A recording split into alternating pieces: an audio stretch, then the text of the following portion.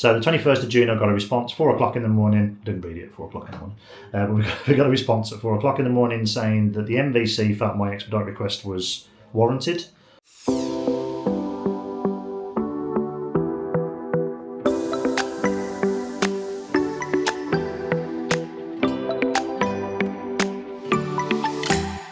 Hello, welcome back to the channel and this week's vlog.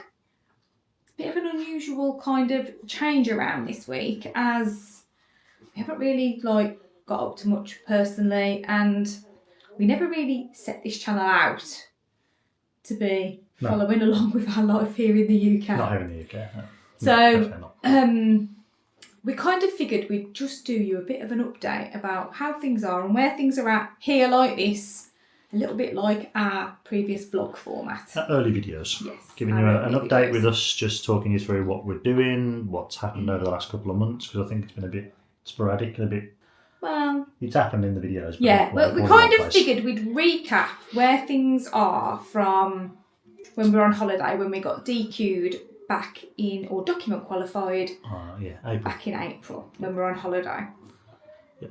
And so this means that we're focusing purely and simply on the visa status.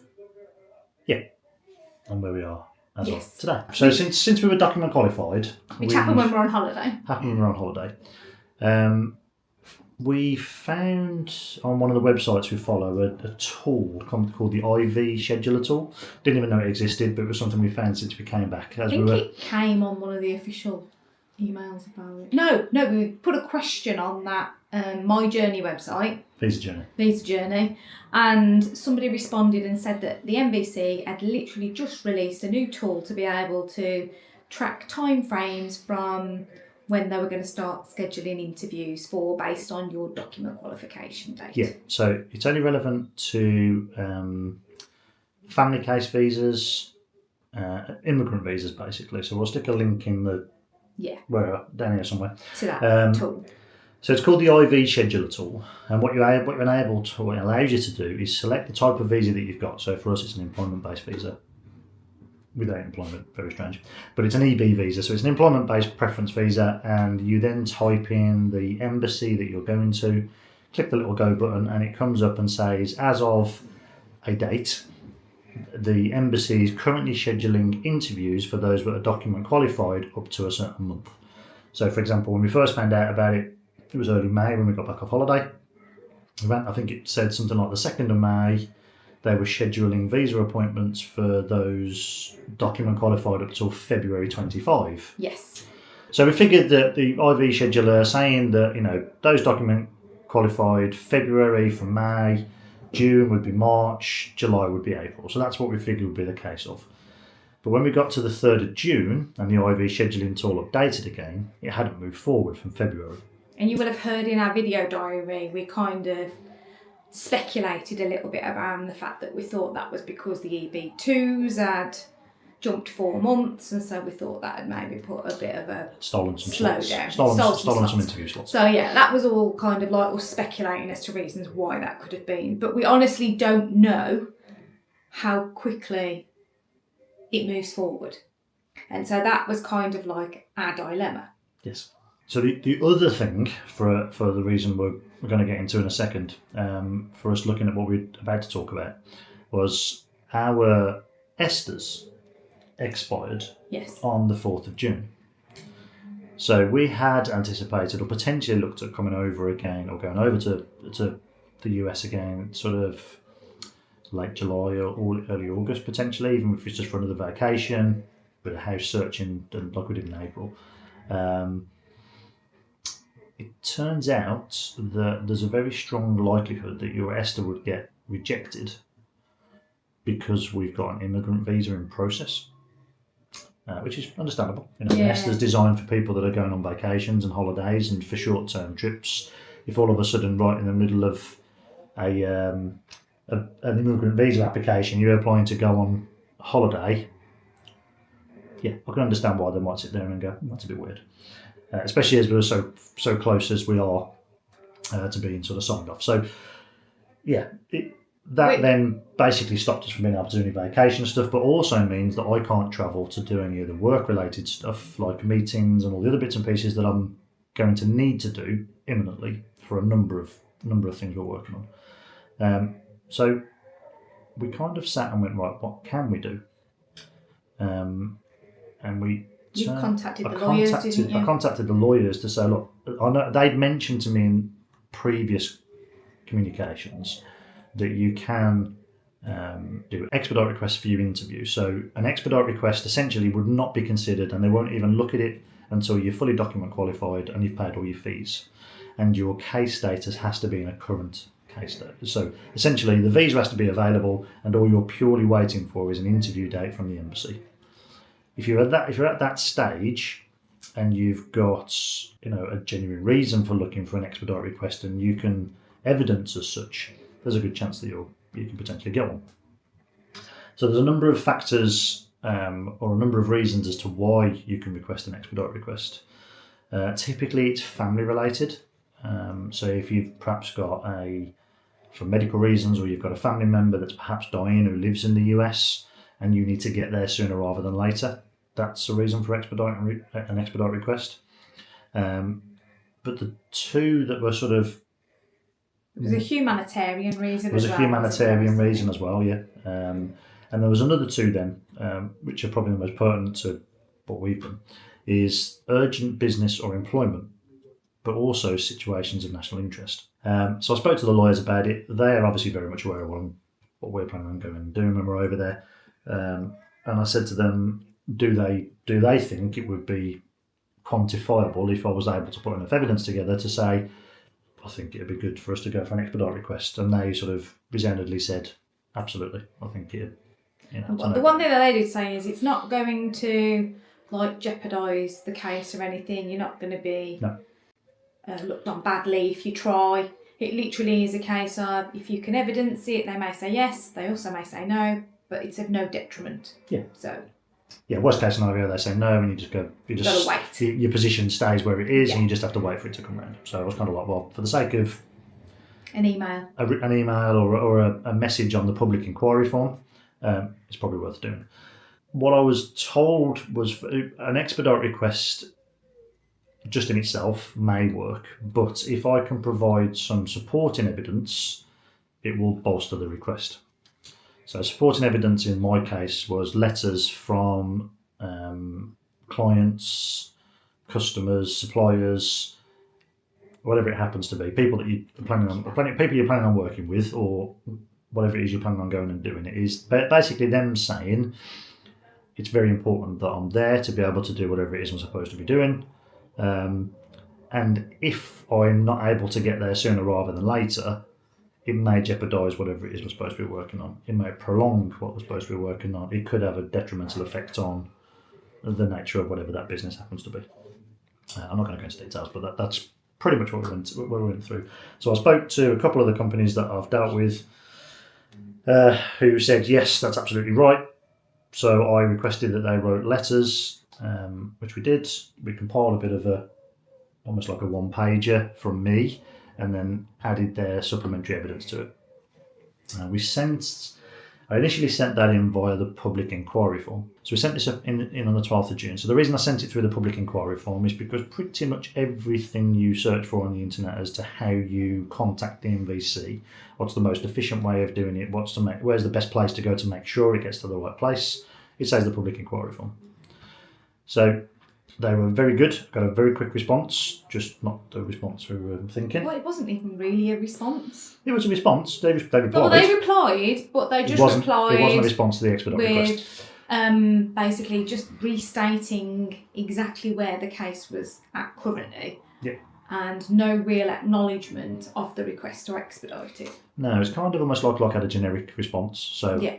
Despite the fact that I'd clearly put in the subject box on the public inquiry form, this is what I'm looking to do, and attached my letters of support and my own letter in there, it kind of it was just a response of saying, yeah, your case is still on track, it's document qualified, everything's paid for, and now we're just waiting for an interview date. I'm like, it's a bit weird. So at the time, and this was on the 17th of June, so I got that response on the 17th of June. At the time, we both just sort of sat there and went, maybe that just means no, and just never thought anything of it. So 2 days later, and as I've been thinking about it a little more, I just thought, it doesn't feel like they've acknowledged the request. And I'm a stickler for getting the right responses from people. So I went back to the lawyers, forwarded the response that we got, and I said, am I right in thinking they haven't actually acknowledged the expedite request? There's nothing in the response that suggests that they have or haven't.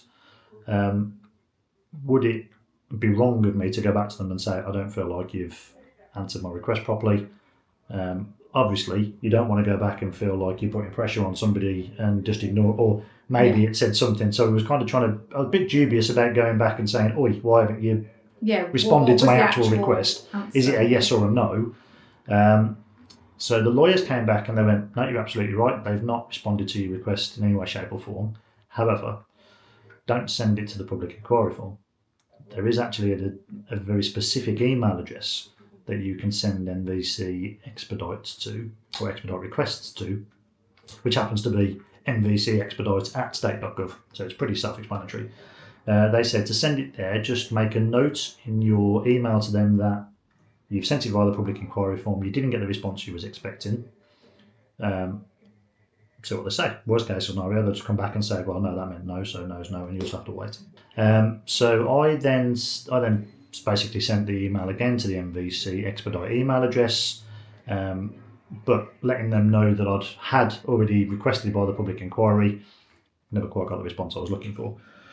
And then 2 days later, on the 21st of June, they responded. In fact, I think that was the Saturday, 4 o'clock in the morning. That was the first email I got. Yeah. So the 21st of June, I got a response, 4 o'clock in the morning. I didn't read it at 4 o'clock in the morning. But we got a response at 4 o'clock in the morning saying that the MVC felt my expedite request was warranted, and they were then going to send it to the embassy in London to get them to look at it and get a response from them. And then on the 24th was when we got a response from the embassy again, saying the embassy also agreed that my expedite request was a worthy one, and they've approved it. And it's all moved very quickly again. Because then you got on the 25th, which was the following day, I had a formal notification that it had been accepted. And the letter basically said that the MVC now have done everything they need to do. So typically, like you would with your normal processing, as soon as an interview date becomes available and the embassy says, right, yeah, we're ready, the MVC and everything the American side has now been done and completed. So they've got to ship it. So they've got to ship that entire pack, or whatever that consists of, to London. So I basically had that notification and a letter to say that we've now done with your case. We're now going to ship this to the embassy and they'll take it from here, which is cut out the bit that most people will have. Because what normally happens is in a normal circumstance for getting expedites, the MVC requests dates from the embassy sends dates back, and then the MVC typically schedules your interview date based on the availability they're given from the embassy. Yeah. We've kind of cut the middleman out, yeah. And the embassy is just doing it direct, but a shorter time window. So that was on the 25th. Today is the 27th. Yes. And for those of you that know about it, if you've done any, whatever stage you're at with your visas, assuming you are, there's a platform online called SEAC. Don't know what the acronym is for, but it's CEAC. I'll find it and put it at the bottom. So CEAC website, you can track the status. It's where you file your DS-160 and your DS-260 forms, but on there you can track the status of your application. I've done that today, and the case has been updated. So as of Wednesday, it had changed from, it used to say at MVC, and it said that ever since it was document qualified. On Wednesday of this week, it changed to in transit. So the point in which I received the letter from the MVC confirming everything and the fact it was going to the embassy, I had an in transit change. And as of today, it's now split into 4 case numbers, which would make sense because there's 4 of us. So I've got like a -1, -2, -3, -4, and it now shows as ready. Doing a bit of digging and a bit of research, ready now means that the embassy has it. They've got everything they need, and it's now at a point where they're in a position to schedule the interview. From what I've read online, they typically schedule an interview from 1 to 3 weeks from this point. Now, it ain't going to be a week because it takes 10 days for them to receive the information from the medical that we haven't done yet. So I think it's more likely to be 3 weeks. 3 to 4 weeks I think is probably realistic, which will sort us at the mid to end of July, early August. Yeah. Where are we? Yeah, 27th of June. Yeah, so... But we're basically just expecting over the course of the next week to 2 weeks to receive an interview letter. Yeah, giving us a date which we're anticipating to be, like Mark said, something like the end of July. More than likely the beginning of August, because I imagine you'll still kind of fall in line with when the EBs... Yeah, I can't imagine I'm going to just get a random interview on a day when nobody else is having them. It's still going to fit with other people's. And I think it would be too... looking at past history, so the things we've seen on the Visa Journey website, employment-based ones always seem to be at the beginning of a month. Yeah, so it's more than likely going to be the beginning of August. So, I just don't believe it'll begin in July. It's too close. Yeah. We won't have time, we won't have time to get everything done. So I think it's likely to be the beginning of August. So with that, we've then been rallying around over the last week or so, trying to make sure that we've got everything we will potentially need for the medical that we're going to have. I think we'll do is we will cover that in next week's video and do you a video about what we've needed to gather together for the medicals. Yeah, because at the moment we've only pulled a few bits and pieces together based on what we can find, but once we've had the interview letter, it'll tell us, it'll give us an actual list. Yeah. So we'll share that with you and tell you how difficult some of that is or isn't to get. That's probably a better way of doing it. Yeah. But I think, that brings us up to date with the visa today. So visa-wise, we should hopefully be moving forward. Get a date a bit faster. I hope so, anyway. It's an awful lot of effort to go through if I just end up getting an interview date in 3 months' time still.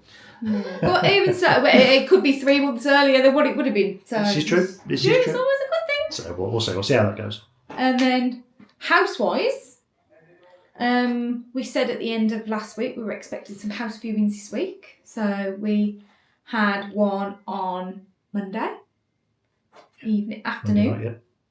And one on. They were some new to looking around the house, and that went well. Well, they loved it and put an offer in the following day, which is currently sat on the table. So there's an offer on the table from them. They're still dotting a few I's and crossing a few T's their side before the offer is official. Yeah. So we're just waiting to find out a little bit more on that, but technically that's one interested party. And then the people that came to view a little while ago, I did mention in the video last week, I think that they've been on holiday and we're going to be back this week and may want to come and look. And they did. So they came yesterday. Is it yesterday? Yeah, Thursday. Yeah, Thursday. They came yesterday and had a second walk around. Still like the house, and have said they're making their final decision over the course of the weekend. So if they are still interested, they will intend on putting in an offer as well. Mm-hmm. So very positive. Positive. However, bit of a flip side. Well, because things have gone a bit quiet. Kind of. Yeah. Kind of a flip side. So we've spent a few weeks, probably a couple of months really. Yeah, because things went quiet after obviously we lost the buyers. So we've looked at ways of how we could potentially keep the house and not sell it at all. So it is a potential option. So that's something we've been toying with. So I'm reasonably practical when it comes to these things, and I always try and look at, your heart says I want to keep it, but we also have to have a bit of sensibility around, okay, well, what's that going to look like from a cost perspective, but not just the cost of keeping it like today, what that could potentially have as a knock-on effect ongoing. So I've been doing a bit of research into, okay, if we can keep the house, ignoring monthlies and can we afford to keep it? Let's assume we can. That's the basis we've worked on. What happens in 6 months, 12 months, 2 years, 3 years, 4 years, 5 years? If we keep the house and it stays empty, we don't really want to rent it out if we can help it. We basically considered at the very minimum keeping it for 12 months. with a view to the fact that if Follow doesn't work for us, or we go over there and it isn't quite transparent to what we think it's going to be, which I highly doubt it, but just in case, we can come back. We could always just come back, and we've got the house still here, and it is what it is. Now, because of the nature of things like capital gains tax and all the other wonderful things that hurt people horrendously, I've been trying to work out how that would affect us if we decided to do that. So a couple of things that have cropped up, which I'm going to try and get some more financial advice on to try and establish if it will or could affect us, but it will be a big deciding factor as to whether or not we even bother to keep it. The first one is something called primary residence relief. Primary residency relief. That's easy for me to say. Or PRR. There we go. We'll say it for short. So PRR is where, if it's your primary residence and you've lived in it for a certain period of time, if you was to sell it and you've made money on it, if it's doubled in price or you've made 50% or whatever it is, whatever money you've made on it, you don't pay capital gains tax because it's your only property. You've lived in it for a period of time.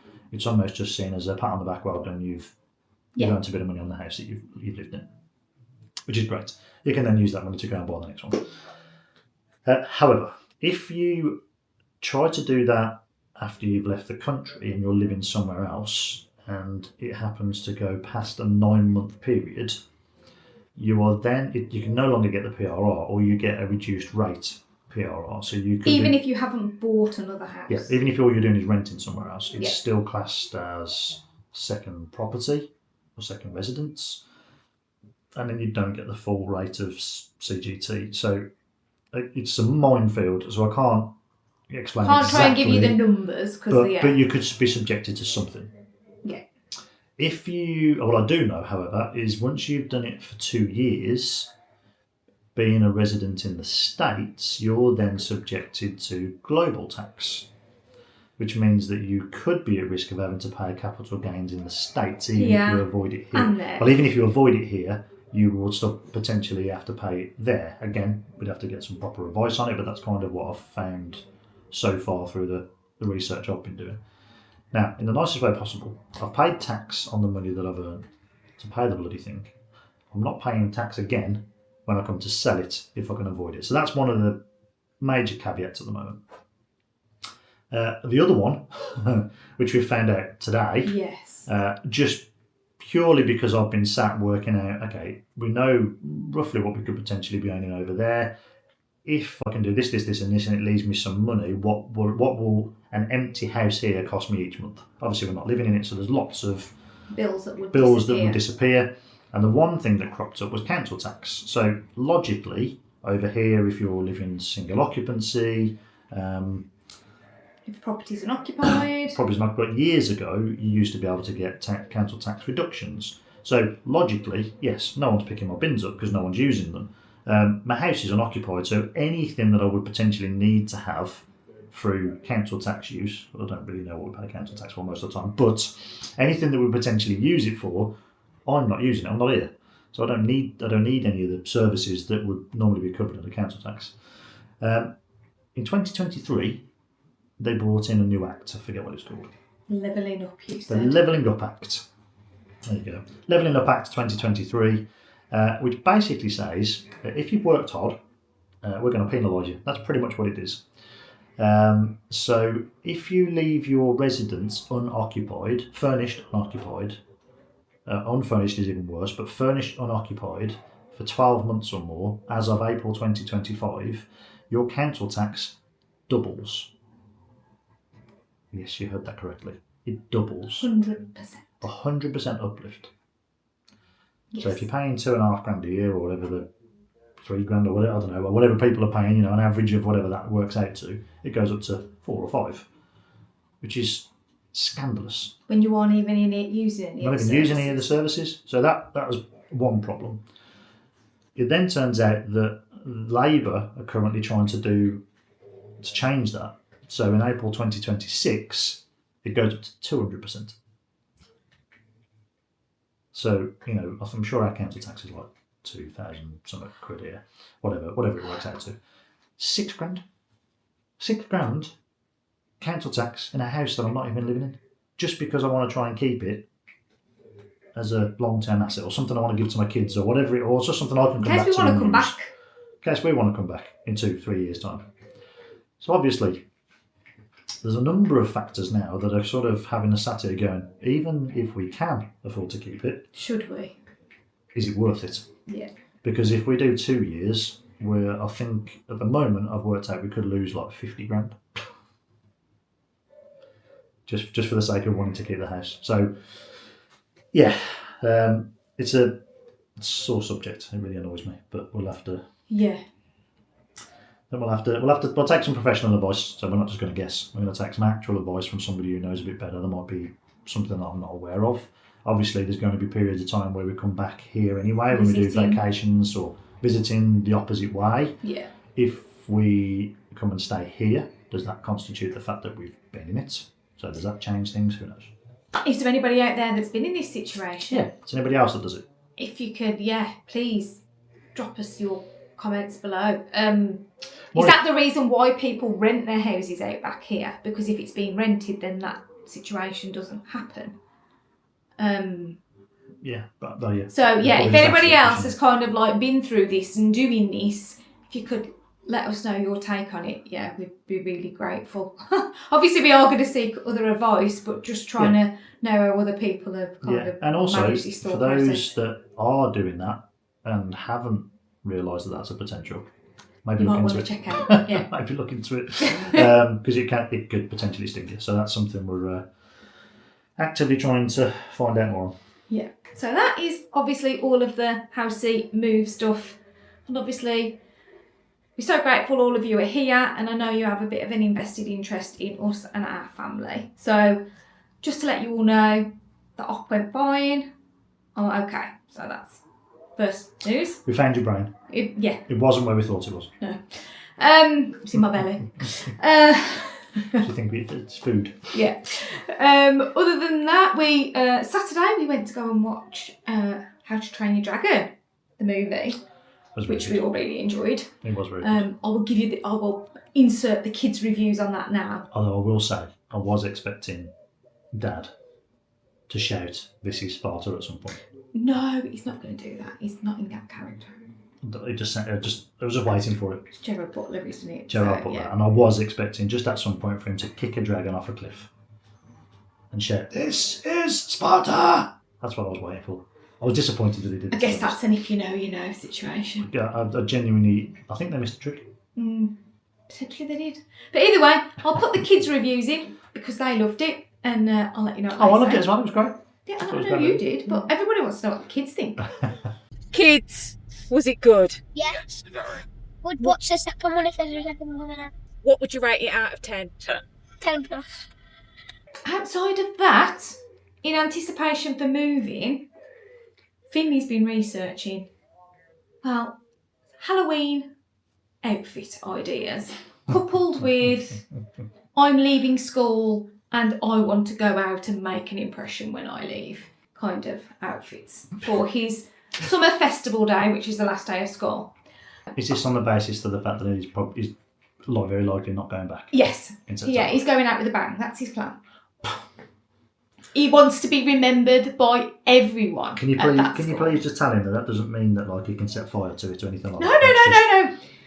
No. Well, he's not. It's an important year this year for Jaws lovers, for shark lovers out there. Is it the 50th anniversary, and so with that in mind, Finley had been going on for ages that he wanted one of those inflatable dinosaur costumes, and I said to him, you're not really big on dinosaurs. If I ever come across a shark, we can talk about it. So yes, you guessed it. We found him an inflatable shark costume. We've got it for him. We couldn't not get it for him, really. No.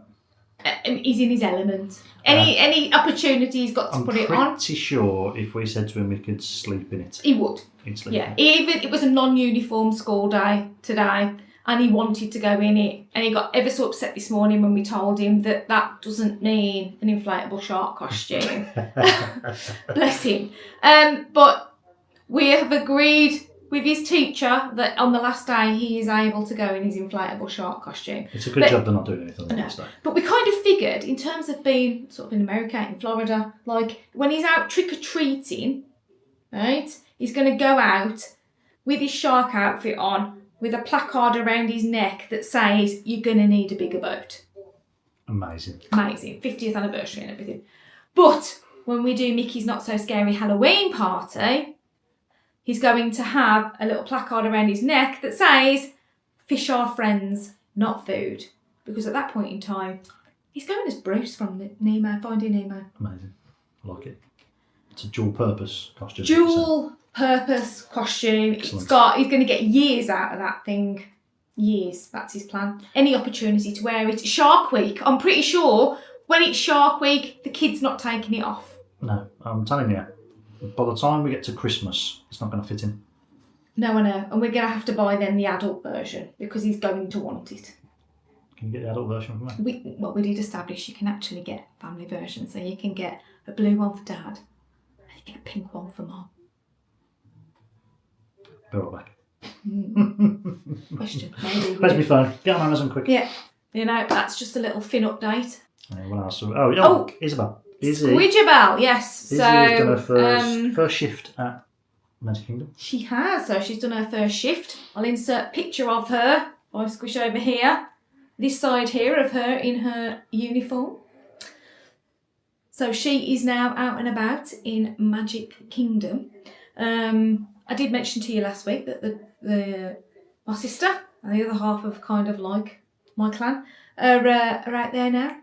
And so Isabelle's been spending a bit of time with family. They've, been to Universal, they've been to Volcano Bay, so they've been having all the Florida fun while we're here. To be fair, the weather's not been bad. Can't complain. It's really. not Florida weather in the slightest, but it's been alright. It's been great. So that's just our little sort of family update, and there's not really been a lot going on, so it kind of... there has. We fixed your car this week as well. Oh, yes, the car got fixed, so we no longer have a spider web. We no longer have a broken screen. No. So, yeah, car is now fixed, and that has been our week. So nothing really to warrant dragging the camera around and talking to you in that sense. So it seemed more appropriate to talk to you this way and give you a better... Proper update. Proper update on the visa. Yeah. I've been busy this week, actually. Good work week this week, haven't we? Yeah. Now, we have a question for you as well. Finley has asked if anybody would like a live. Like a Q&A live? Q&A type live type situation. If that is something you would be interested in, if you could just let us know in the comments, first of all, that you'd be interested in that and you'd actually kind of show up. It doesn't matter, even if it's just a few people. Yeah.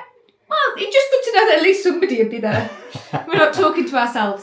So if that is something you would be interested in, please just let us know. And if you've got any specific questions that you'd like us to answer, then also please drop them also in the comments below. And I can start compiling the questions, and I will also put a little story or something on Instagram so that, again, people can send us in questions that way. So Finley would love to do a live with you all. He'll be on it for about 30 seconds and then he'll clear off. But, yeah. He loves the idea of a live, bless him. He did when we were in Aquatica. He did. Yeah. That is it from us this week. So, good week, positive. So hopefully we're going to have a bit of...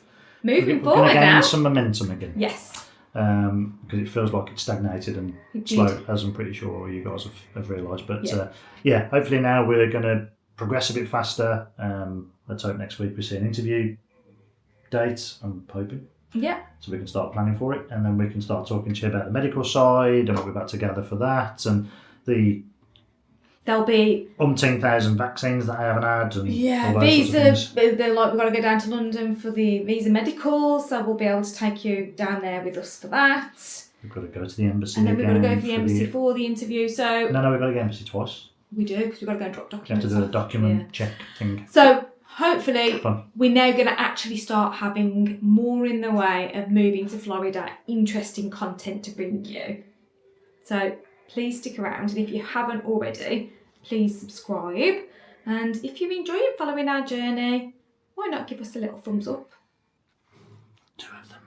Share us out maybe even, if there's anybody you know that's looking at doing the same and they don't follow us already.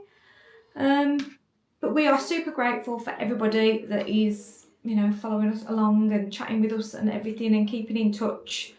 Super duper grateful. It's really lovely. Yeah, the main reason for doing this is like to help you guys. You know, Yeah. the window information's horrendous to get hold of, and there's nothing definitive anywhere. And obviously, this is everything that we're sharing is very specific to us, and it's certainly specific to the visa type that we're going for. But you know, we've done a lot of research in the other stuff as well, so we're happy to answer questions of anything that we've potentially researched, and we could provide a reasonable answer for. Yeah. So yeah, thank you very much for watching, and we will see you again next week. Bye. Bye for now.